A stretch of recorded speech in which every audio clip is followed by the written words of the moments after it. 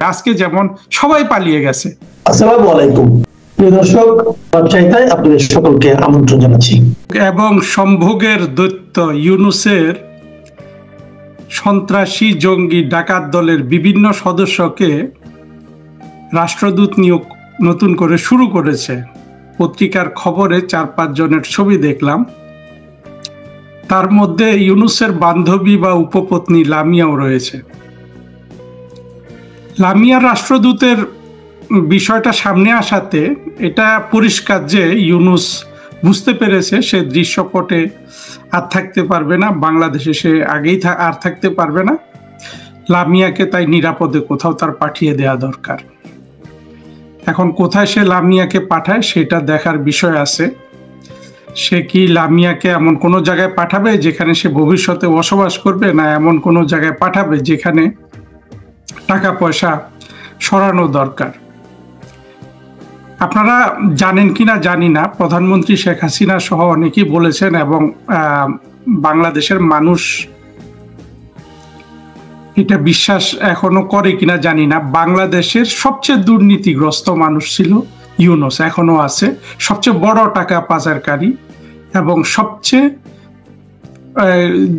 তার তো অনেক বিষয় আছে, দরিদ্র মানুষের টাকা মেরে খাওয়া, গ্রামীণ ব্যাংকের সুদ খাওয়া, কিন্তু কলা কৌশল করে বাংলাদেশের টাকাগুলোকে বিদেশে ইনভেস্ট করার যে পদ্ধতি ইউনূস জানে, এই ব্যাপারে বাংলাদেশের কোনো মানুষের সেই জ্ঞান নাই। বাংলাদেশের যারা কি বলে অর্থনৈতিক গোয়েন্দা নিয়ে পড়াশোনা করে তাদেরও শক্তি নাই ইউনূসের এই সম্পদের হিসাব বের করার। আমরা শুধু যেটুকু জানি সেটা যেটা পাবলিক ডোমেইনে আছে।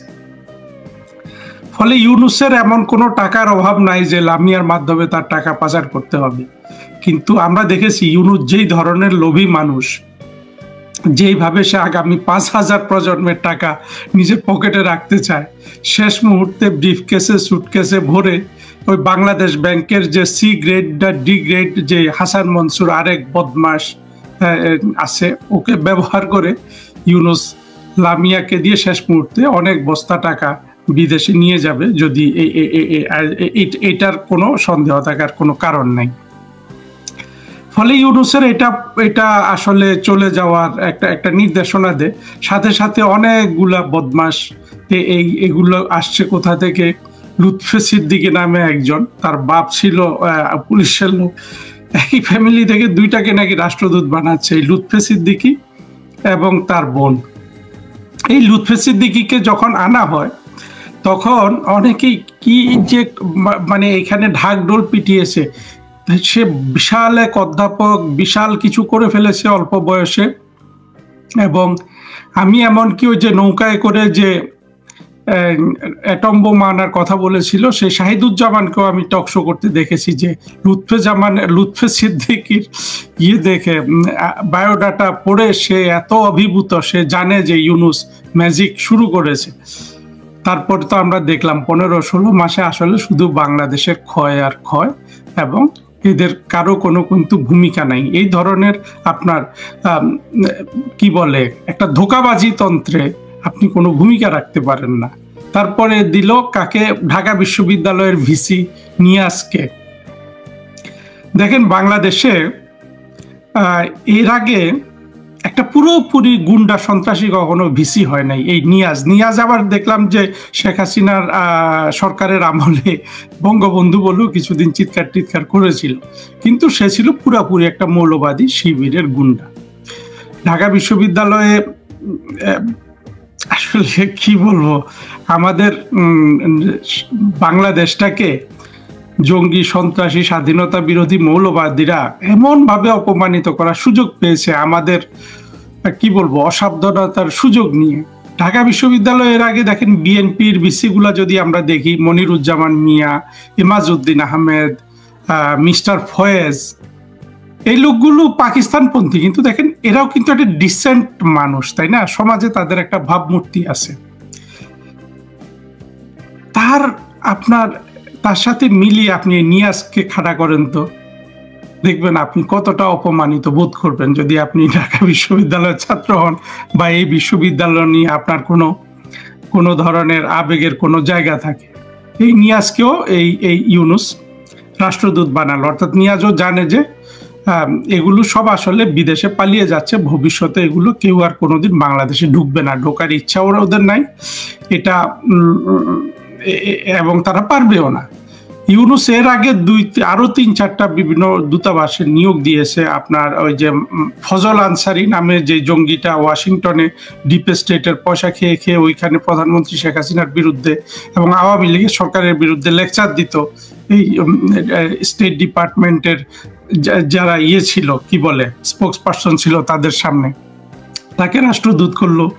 তারপরে থেকে একটা লাল বদরকে ধরে এনে রাষ্ট্রদূত করলো বোধহয় টার্কি থেকে এনে মালদ্বীপে। তারপরে এই যে শাহাদাত চৌধুরীর পিয়ন ছিল, সবচেয়ে বড় বেয়াদব গুলাই যে মধ্যে ফুয়াদের মতো আরেকটা বেয়াদব এই মুর্তজাকে সে ওয়াশিংটনে নিয়োগ করলো প্রেস মিনিস্টার করে। ইউনূসের কোনো নিয়োগে কিন্তু আপনার হঠকারিতা ছাড়া, আপনার মানুষকে মানে চমক দেখানো ছাড়া কোনো কিছু নাই। আশিকের কি হইলো এখনো জানি না। এই আশিক এইসব বাচ্চা পোলাপান নিয়ে আমাদের কথা বলতে হয়। আমাদের আসলে আমাদের এগুলো একটা আসলে গোটা জাতির দুর্ভাগ্য এবং মুক্তিযুদ্ধের মাধ্যমে অর্জিত একটা দেশের একজন সুনাগরিকের জন্য এগুলো আসলে অত্যন্ত মনোবেদনারও কারণ। এর মধ্যে নাকি জসিম তো আওয়ামী লীগের সময় তরক্কি করতে করতে অনেক উপরে উঠেছে। আরেক স্টান্টবাজ এই ছেলেগুলা, এই জসিম নাকি এখন কানাডাতে এসে, দেখা যাক জসিমের পরিণতি কি হয়। বাংলাদেশের কূটনৈতিক সার্ভিসটা আসলে দেখেন, এটা আমাদের একটু বোঝা দরকার। আমি ইউনূসের এই নিয়োগগুলা নিয়ে বেশি কিছু বলতে চাই না। ইউনূসের পুরা ডাকাত বাহিনী এখন পালানোর জন্য প্রস্তুতি নিচ্ছে মনে হয়। থাকার অনেক চেষ্টা করেছে। ইউনূসের সবকিছুর মধ্যেও থাকার আরেকটা চেষ্টা আছে, কারণ সে বিভিন্ন জায়গায় কৌশলটা করেছে। এই কৌশলকে কেউ বলেছে ইউনূস গলায় নিজে ফাঁস পড়েছে, কেউ বলেছে যারা ইউনূস এমন এক কৌশল করলো সেখানে আবার জামাত, বিএনপি ইত্যাদি ইত্যাদি সবাই কুপোকাত। কিন্তু মূল জিনিস হলো যে এরা সবাই আমাদের মুক্তিযুদ্ধ বিরোধী, স্বাধীনতা বিরোধী, এরা পাকিস্তানপন্থী, এরা বাংলাদেশটাকে দখল করে 15, 16, 18 মাসের মধ্যে বাংলাদেশের অর্থনৈতিক মেরুদণ্ডটা ভেঙে দিল। মুখে অনেক বড় বড় কথা বলে, কিন্তু মানুষ দেখবেন আগামী বছর, এর পরের বছর এদের দারিদ্র্য বাড়তে থাকবে, সবই বাড়তে থাকবে। মাঝখান দিয়ে তারা একটা বড় সুযোগ পেয়ে গেল। এই সুযোগটা কেন পেল সেটা নিয়ে একটু আমাদের কিছু জিনিস আসলে স্মরণ করা যেতে পারে। সুযোগটা পেরেছে কারণ হলো যে আমাদের মুক্তিযুদ্ধের পক্ষের আমাদের যে শক্তি, বঙ্গবন্ধু থেকে প্রধানমন্ত্রী শেখ হাসিনা সরকারগুলো, এবং এর বাইরে বিএনপি তো সেটাই নীতি, অর্থাৎ বাংলাদেশে পাকিস্তানি মুসলমান তৈরির যে একটা পদ্ধতি শুরু করেছিল, বিশেষ করে জামাত এবং হেফাজত মিলে, এই পদ্ধতিটা বিএনপির সরকারগুলো ত্বরান্বিত করেছে। আওয়ামী লীগের সরকার এটা যে বন্ধ করা দরকার সেই ব্যাপারে তারা কোনো আসলে মানে কৌশলগত বা বুদ্ধিবৃত্তিক কিংবা প্রজ্ঞা ভিত্তিক কোনো ধরনের সিদ্ধান্ত তারা নিতে পারে নাই। ফলে বাংলাদেশে এমন একটা মুসলমান শ্রেণী তৈরি করেছে, যেমন ধরুন এই যে পররাষ্ট্র সচিব জসিম। এখন জসিম তো মদ খায়, জসিম তো কবিতা লেখে, যদিও জসিমও কবিতা লেখে। তো এই ধরনের লোক যে এরা যে পাকিস্তানপন্থী, এইটা বোঝার আমাদের নতুন করে একটা সুযোগ এনে দিয়েছে 24-এর আপনার এই জঙ্গি আন্দোলন। আমরা মনে করি যে পাকিস্তান, যেমন পাকিস্তানে কিন্তু দুটো শ্রেণী আছে। পাকিস্তান যারা শাসন করে এরা সবাই কিন্তু নাস্তিক, এরা ধর্মটাকে ব্যবহার করে দরিদ্র মানুষগুলোকে কন্ট্রোল করার জন্য, জঙ্গিদেরকে ব্যবহার করে ভারতের বিরুদ্ধে, এবং মাঝে মধ্যে জঙ্গিদের হাতে নিজেরাও মার খায়। কিন্তু জঙ্গিরা যখন মারতে আসে দেখবেন পাকিস্তান খুব নিষ্ঠুরভাবে জঙ্গিদের কিন্তু হত্যা করে, এবং ভারত সেটা পারে না। ভারতের কোনো জায়গায় আসলে কোনো ধরনের বলিষ্ঠ সিদ্ধান্ত আমরা আসলে সেইভাবে দেখি না। কারণ হলো ভারত আসলে মূলত একটা গণতান্ত্রিক রাষ্ট্র, গণতন্ত্র চর্চা করে। তবে এই ভারতের ত্রুটিগুলোর মধ্যে একটা হলো এরা না পারলো নিষ্ঠুরতাটাকে গ্রহণ করতে, না পারলো কোনো ধরনের কঠিন সিদ্ধান্ত নিতে। তাদের সিদ্ধান্তের মধ্যে আমি সবসময় একটা দোলাচল দেখি। এর মধ্যে এক ধরনের গণতান্ত্রিক ব্যবস্থা কায়েম থাকাতে ভারতের একটা ধীরগতিতে উন্নতি হচ্ছে, কিন্তু এই রাষ্ট্রটাকে যে আরো বেশি উন্নতি করার সুযোগ ছিল সেই সম্ভাবনাও কিন্তু ভারতের রাজনৈতিক নেতারা পুরোপুরি রিয়েলাইজ করতে পারেন নাই। সেটা হয়তো আসলে করা যায়ও না, কিন্তু আমাদের জন্য সমূহ বিপদ হয়ে গেছে এই পাকিস্তানি মুসলমান বাংলাদেশে বাড়ানো। সেই বাঙালি মুসলমানের মন নামে এক পুঁথি লেখা, পুঁথি লিখলো যে আহমদ ছফা পুঁথি লিখে সেখান থেকে কিছু শাগরেদ তৈরি করলো, সলিমুল্লাহ খান টান। এরা সবাই পাকিস্তানি মুসলমান তৈরিতে বাংলাদেশে ভূমিকা রেখেছে। এই পাকিস্তানি মুসলমানগুলা, আমরা কিন্তু 24-এর জঙ্গি উত্থানের আগে আমরা এক ধরনের ধারণা করতাম যে পাকিস্তানি মুসলমান শুধুই এই যে কাজী ইব্রাহিম আর কি বলে তারেক মনোয়ার বা জামাতের আমরা যাদেরকে দেখি, যাদের কাছে হলো যে আপনার আল্লাহর নামে, নবীর নামে দুনিয়ার সব ধরনের অপকৌশল, সব ধরনের অপকর্ম, সব ধরনের আপনার অমানবিকতা, সব ধরনের আপনার কি বলবো যত ধরনের কুচক্র ষড়যন্ত্র আছে সব কিছু কিন্তু এরা আল্লাহর নামে, নবীর নামে এরা মনে করে যে এটা জায়েজ, যতদিন না ওরা ওদের মূল উদ্দেশ্য দ্রুত মরে যাওয়া, এবং যেই এই মরে যাওয়ার জন্য যেইটাকে ওরা এই পৃথিবীর উদ্দেশ্য তৈরি করে সেটা হলো রাষ্ট্র ক্ষমতা দখল করা। এই প্রক্রিয়া দুইটা অর্জন করার জন্য মিথ্যা বলার বা কোনো ধরনের আপনার অনৈতিক এবং ন্যায় নীতিহীন কাজ করার এগুলোতে কোনো গুনাহ নাই, পাপ নাই।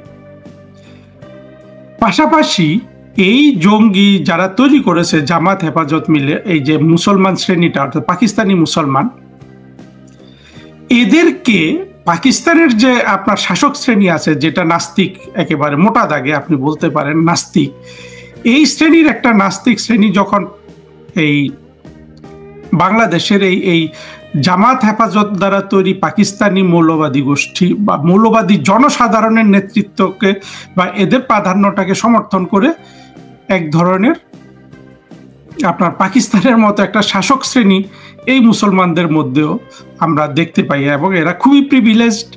এবং দেখবেন একটা যদি মুক্ত চিন্তার ছেলে বা মেয়ে সে যদি পাকিস্তানি মুসলমান, তাহলে কিন্তু তাকে এরা গিয়ে পেছন থেকে গিয়ে গর্দান কেটে হত্যা করে ফেলে বা হত্যা করার চেষ্টা করে। রাষ্ট্র, এমনকি আওয়ামী লীগের আমলেও রাষ্ট্রের মধ্যে প্রজ্ঞা মেধা সেই মিলনটা ছিল না, যেটা দিয়ে এদেরকে রক্ষা করার দরকার ছিল, যেটা রাষ্ট্রের নৈতিক দায়িত্ব। রাষ্ট্র দরকার হলে কোনো কারণে কারো বিচার করতে পারে, যদিও আমি বিচারের এখানে কিছু দেখি না, কিন্তু বাংলাদেশের এই জামাত এবং হেফাজত দ্বারা তৈরিকৃত মুসলিম, আওয়ামী লীগেও এত ব্যাপক সংখ্যক যে দলকে আমি এখন সমর্থন করছি, কারণ যারা ছাড়া বাংলাদেশের কোনো ভবিষ্যতে কোনো উপায় নাই, ফলে কথা সাবধানে বলতে হয়। কিন্তু মূল কথা হলো যে তাদের জায়গা কিন্তু বাংলাদেশ দেয় নাই। কিন্তু শেখ হাসিনা তো বদরুদ্দিন উমরকে সেভ করছে। দেখেন বদরুদ্দিন উমর, সলিমুল্লাহ খানও যে আস্তিক আমার মনে হয় না, নাস্তিকই মনে হয়। সলিমুল্লাহ খান, ফরহাদ মজার, দেখেন ফরহাদ মজার কিন্তু লিভ টুগেদারই করেছে, এখনো করে কিনা জানি না। আপনি একটা অন্য কোনো মানে যে কোনো আমাদের মুক্তিযুদ্ধের চেতনাপন্থী একটা ছেলে বা মেয়ে যদি লিভ টুগেদার করে, এই পাকিস্তানপন্থী জামাত হেফাজত ওদেরকে বাইর করে এনে কিন্তু গর্দান কেটে মেরে ফেলবে। ফরহাদ মজারকে কিন্তু ওরা মারবে না।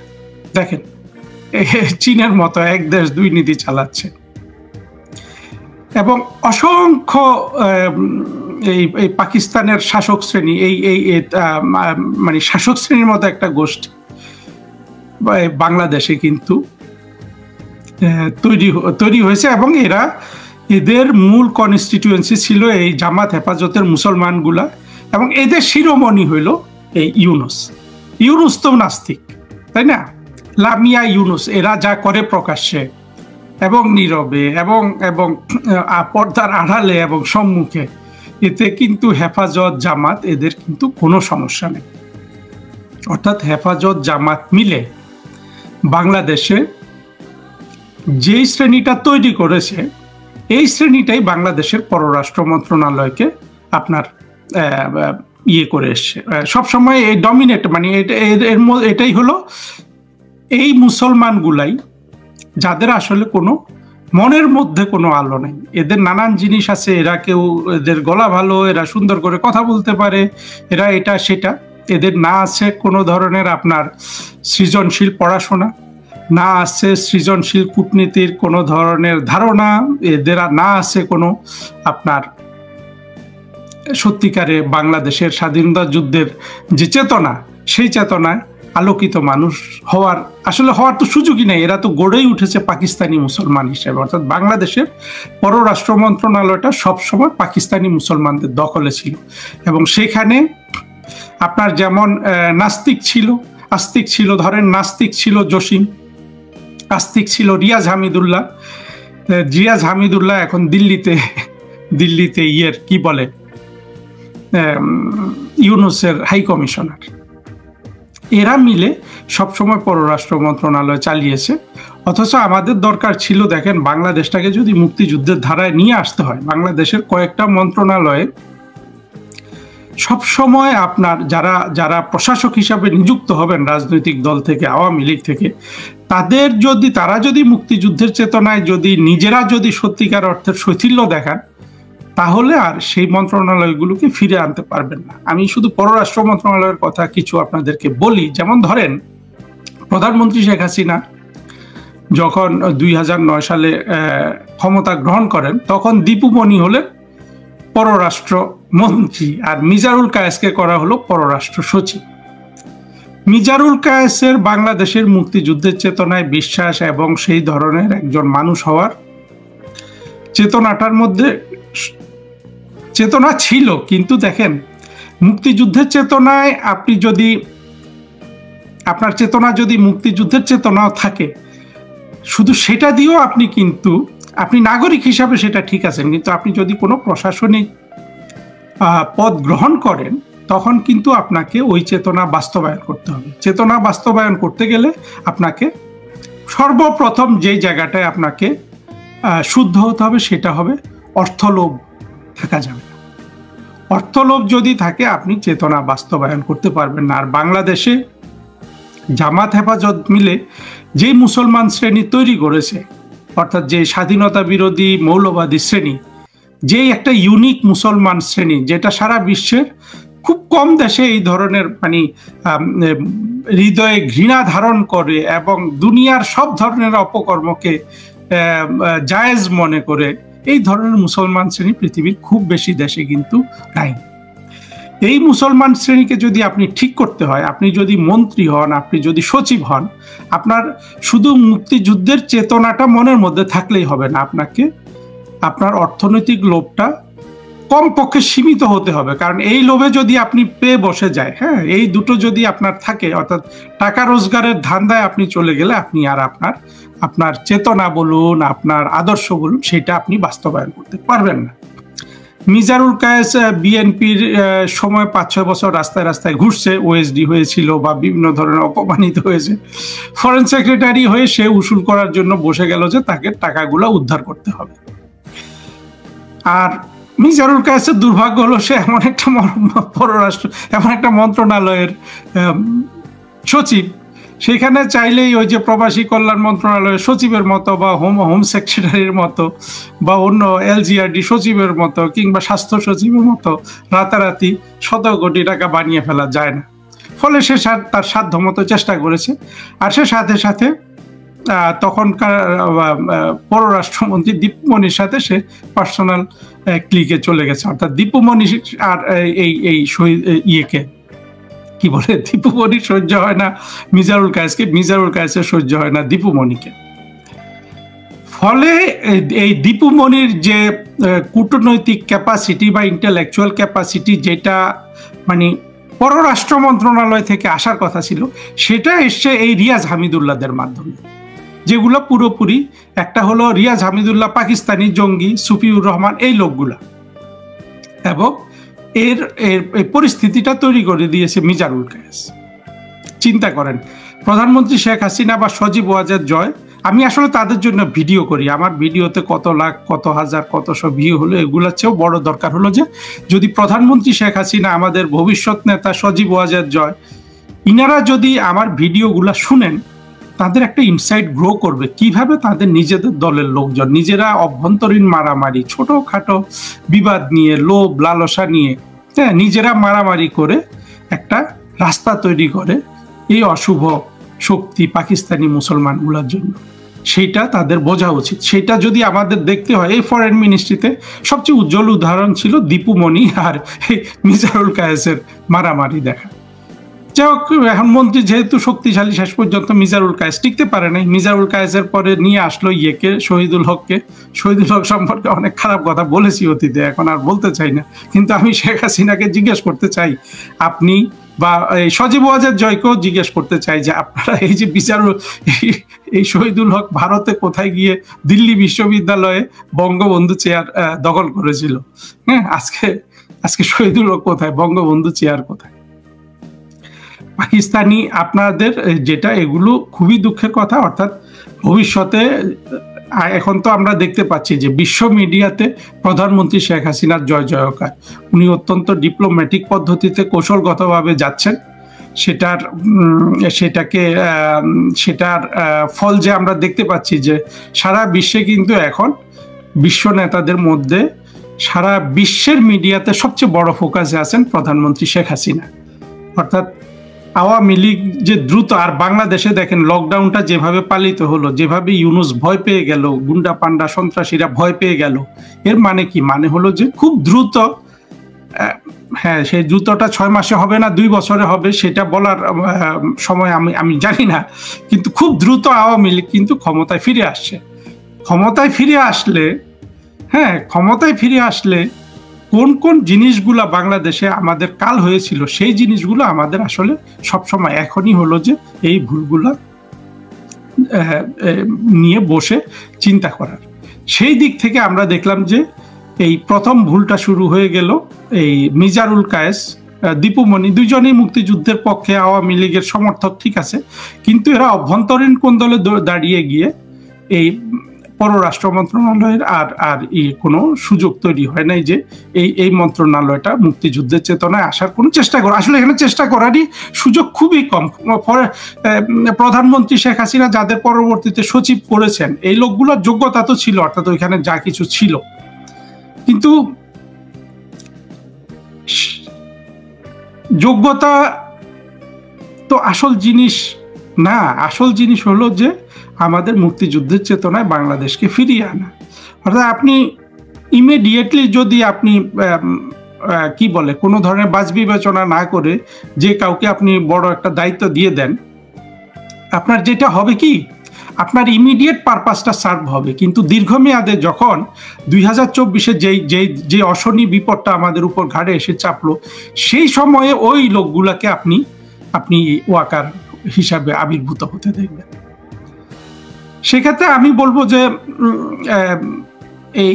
এই ভুলগুলা প্রধানমন্ত্রী শেখ হাসিনা আবার ভবিষ্যৎ নেতা সজীব ওয়াজেদ জয়, তাদের আসলে আর করার সুযোগ নেই। এই জন্য যে তখন হয় কি, এই আমাদের মতো নিরীহ মানুষ যারা শুধু মুক্তিযুদ্ধের চেতনা করে করে আমরা গলা ফাটাচ্ছি, হ্যাঁ, তাদের উপর তারা ভীষণ অন্যায় ইতিমধ্যে করেছেন। তারা নিজেদের লোকগুলোকে মানে ঠিক মতো শুধু যোগ্যতা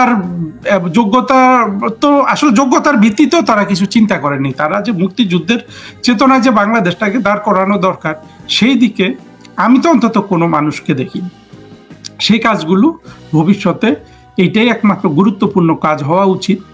দেখেন, এই মিজানুর কায়েসার দীপুমণি যখন এরপরে যেসব মন্ত্রীগুলো এসছে, তারপরে কি শাহরিয়ার আলম আসলো, এই যে বয়োবৃদ্ধ ওই লোকটা আসলো যে মারা গেল, মাহমুদ আলী সাহেবের চেতনা টেতনা সব ঠিক আছে, কিন্তু একটা টাউট টাইপের লোক।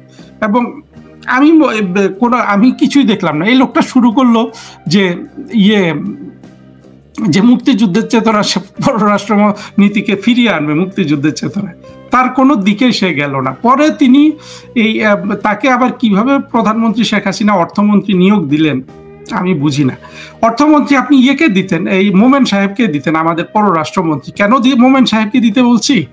মোমেন সাহেবকে আমি দেখেছি যে একেবারে বেসুমার পরিশ্রমী একটা লোক, নেত্রী যা চায় তা করার একটু চেষ্টা করে, হ্যাঁ, রাত দিন খাটে। আপনি ইয়ে করতেন, অর্থমন্ত্রী করতেন। কেন তাকে অর্থমন্ত্রী করতে বলছি, কেন তাকে পররাষ্ট্রমন্ত্রী করতে বলছি না, সেই জায়গাটা হলো এখানে গুরুত্বপূর্ণ। কারণ হলো যে দীপুমণির পরে যারা এসেছেন এদের ভালো মন্দের দিকে আমি যাচ্ছি না, কিন্তু কথা হলো যে এই যে মুক্তিযুদ্ধের চেতনা সম্পর্কে যে সচেতনতা, এই চেতনাটা যে আসলে কি, পাকিস্তানি মুসলমান কোনটা, বাংলাদেশি মুসলমান কোনটা, এই পার্থক্যগুলো বোঝার যোগ্যতা মোমেন সাহেব বলুন, শাহরিয়ার আলম বলুন, এদের কারো কিন্তু ছিল না। ফলে আর হাসান মাহমুদের কথা তো বাদই দিলাম। হাসান মাহমুদ তো নিজেকে মনে করে যে বড় পণ্ডিত। বর্তমান বিশ্বে আপনি একটা টুইট নিজে লিখতে পারবেন না, হ্যাঁ, এমন লোককে যদি আপনি পররাষ্ট্রমন্ত্রী করেন, আপনি নিজের কবর নিজে খুললেন ওইখানে একটা, এটা দিয়ে। অর্থাৎ আমি আওয়ামী লীগকে উদ্দেশ্য করে বলছি। এই লোকগুলোকে আপনারা, হ্যাঁ জানি যে লোকজনের অভাব আছে, পররাষ্ট্রমন্ত্রী হওয়ার মতো লোকের অভাব আছে, পররাষ্ট্র সচিব হওয়ার মতো সত্যিকারের আলোকিত মানুষ ফরেন মিনিস্ট্রিতে খুবই কম। তা আপনারা লোকজন তৈরি করেন, আপনারা আপনাদের ছেলে মেয়েদেরকে মানুষ করেন, একটা ভালো পররাষ্ট্রমন্ত্রী হওয়ার মতো একটা ছেলে মেয়ে এদেরকে রেডি করেন, হ্যাঁ, সেটাও তো আপনারা করতে পারেন না। অর্থাৎ আপনাদের যে দীর্ঘমেয়াদে স্বল্প মেয়াদে প্রজ্ঞার সাথে বাংলাদেশটাকে যে এই বঙ্গবন্ধুর রক্ত চিন্তা করেন, বাংলাদেশে, হ্যাঁ, জাতির পিতাকে খুন করা হয় সপরিবারে, যারা খুন করেছে সেই গোলাম আজমকে জামাই আদরে কিন্তু মরতে দেয়া হয়। গোলাম আজম জেল খেটেছে, সব করেছে, কিন্তু গোলাম আজমের শান শকত গুলা দেখেন জেলে সে কিভাবে ভোগ করেছে। হ্যাঁ, সেই দেশে প্রধানমন্ত্রী শেখ হাসিনা সজীব ওয়াজেদ জয়। আপনাদেরকে বলছি, আপনারা কিন্তু অন্তত জাতির পিতার কথা চিন্তা করেও ভবিষ্যতে আর ওয়াকারের মতো কাউকে নিয়োগ দিবেন না। আর ফরেন মিনিস্ট্রিটা যেহেতু অলরেডি এটা একটা হাটহাজারি মাদ্রাসা, এখানে যে কেউ ইনরোড করতে পারে এখানে। আর সরকারগুলা তো রাষ্ট্রদূত নিয়োগ, এইটা অর্থাৎ যেই মন্ত্রণালয়টা হওয়ার দরকার ছিল বাংলাদেশের মুক্তিযুদ্ধের চেতনা বাস্তবায়নে 1 নম্বর শক্তি। কারণ বাংলাদেশে আর্মি কারোর সাথে যুদ্ধ করবে না, আর আর্মির মধ্যে মুক্তিযুদ্ধের চেতনা সম্পন্ন অফিসার থাকলেও এটা যে দুঃসময়ে পরিপূর্ণভাবে পাকিস্তান করে সেটা আমাদের চোখের সামনে আছে। আর্মিকে তো কন্ট্রোল করা অনেক কঠিন, অথচ পররাষ্ট্র মন্ত্রণালয়কে একটা তুড়ি মেরে কন্ট্রোল করা যায়। সেই কন্ট্রোলটা কিন্তু শেখ হাসিনা সরকার নিতে পারল না। শহীদুল হক নিশ্চিতভাবে শেখ হাসিনাকে খুশি রেখেছে, না কাকে খুশি রেখেছে জানি না। সে এমনভাবে পরতে জঙ্গি এবং মৌলবাদী স্বাধীনতা বিরোধীদের তৈরি করেছে। এই 7 বছর সে ফরেন সেক্রেটারি থাকা অবস্থায় এগুলোই এখন এই ফরেন মিনিস্ট্রিটা লিড করতেছে। এই আসাদ আলম সিয়াম এখন যে ফরেন সেক্রেটারি, এগুলো সব শেখ হাসিনারই তৈরি জঙ্গি, অর্থাৎ শহীদুল হকের মাধ্যমে। তারপরে রিয়াজ হামিদুল্লাহ দিল্লিতে হাইকমিশন বা আরো নানান জায়গায় যারা আছে, সবার নাম বললে তো মানুষ আর চিনবে না, সেই নামগুলো আর বলতে চাই না। যে মন্ত্রণালয় প্রধানমন্ত্রী শেখ হাসিনার সবচেয়ে শক্ত হাতিয়ার হতে পারত, যদি উনি একটু বিবেচনা করে সেটাকে চালানোর ব্যবস্থা নিতেন। এই যে আমি আজকে এত কথা বলেছি, শেখ হাসিনার পক্ষে আমি একমাত্র দাঁড়িয়েছি এত বড় পররাষ্ট্র মন্ত্রণালয় থেকে। বিশ্বাস করেন, আজকে প্রধানমন্ত্রী শেখ হাসিনা হয়তো আমাকে চেনেন। এই 2024-এর জঙ্গি উত্থানে এই পতন না হলে আমি রিটায়ার করা পর্যন্ত আওয়ামী লীগের কোনো লোকই আমাকে চিনত না, সজীব ওয়াজেদ জয় আমাকে চিনত না, শেখ হাসিনাও আমাকে চিনত না। এইটা শেখ হাসিনার ব্যর্থতা, সজীব ওয়াজেদ জয়েরও ব্যর্থতা হয়ে যেত। কেন চিনত না জানেন? কারণ হলো যে জাতির পিতা যারা খুন করলো, সেই খুনিরা যেভাবে বাংলাদেশে বসলো, আমাদের মুক্তিযুদ্ধের চেতনা বাস্তবায়নে তাদের যে অসাবধানতা, এই অসাবধানতার ফাঁকে সত্যিকারে বাংলাদেশের মুক্তিযুদ্ধের চেতনাপন্থী যে লোকগুলো সত্যিকারে কন্ট্রিবিউট করতে পারত, তাদেরকে চেনার তাদের কোনো আসলে পদ্ধতি ছিল না।